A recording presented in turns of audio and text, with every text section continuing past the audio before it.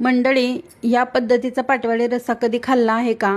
तर करायचं काय आहे, एका मिक्सरच्या भांड्यामध्ये 2 ते 3 हिरव्या मिरची टाकून घ्यायच्या आहे. जिरं, कोथिंबीर, लसूण टाकून वाटून घ्यायचं आणि एका भांड्यामध्ये काढून त्यामध्ये बेसन पीठ घ्यायचं, 1 वाटी हळद, मीठ आणि ओवा थोडासा टाकून थोडं तेल वतायचं आणि हे घट्टसर असं पीठ मळून घ्यायचं आहे.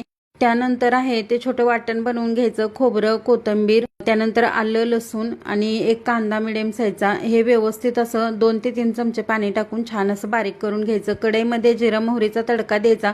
वाटलेलं वाटण टाकायचं. काही जगभरातील मसाले घालायचे, गरम मसाला, नंतर कांदा लसूण मसाला, गरजेनुसार पाणी घालायचं. वरतून कसुरी मेथी टाकायची, चवीप्रमाणे मीठ टाकायचं.